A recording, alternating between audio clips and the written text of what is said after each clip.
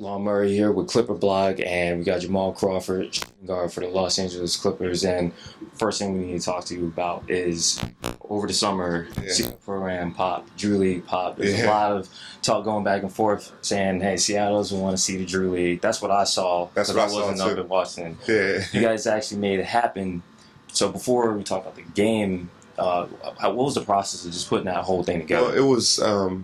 We've been trying to make it happen, for 3-4 years, but I think it took us a while to kind of get everybody's attention nationally that we had as good a program as anybody else in the country.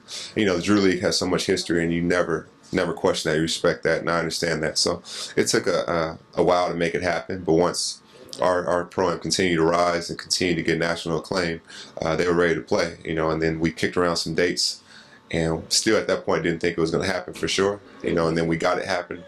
We got it locked in, and then from there it took off from there. What do you think was the greatest cause of the development of the Seattle Program League? Was it just your presence being there, or the players? I think it was more so just all hoop, no hype. You could play against the top high school players in the NBA, players that just finished college, players overseas. So it was players from every different level, and I think that really kicked it off. Doug Christie obviously left his imprint when I was playing when I was 16, and then from there, as it grew, I kind of took it over as he started to end his career. And then myself and Rashad Powell, he's the commissioner. He does all the behind the scenes work and all the leg work. We just kind of grew it from there.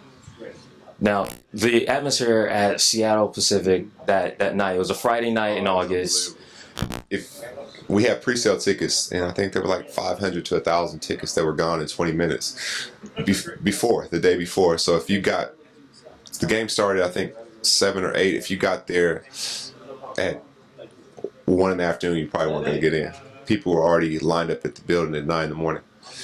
So that's crazy. Who were some of the guys that represented y'all, and who did you expect to see from the Drew, and who actually showed up? Well, it was myself, Isaiah Thomas, Nate Robinson, Trey Simmons, Robert Upshaw, Martell Webster. There was so many great guys. I can't think of everybody off the top of my head. And then for them, it was Trevor Ariza, Baron Davis, Malcolm Thomas, Bobby Brown, Pooh Jeter.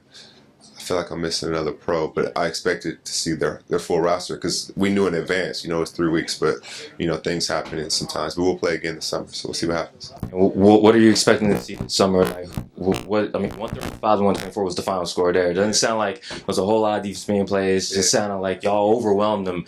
So in 2016, what are you expecting to see, and are you planning on coming down to the Drew? Oh, we're definitely planning on coming down. Well, that's what we had talked about, a game and game, a home and home type situation. We did the first one in Seattle.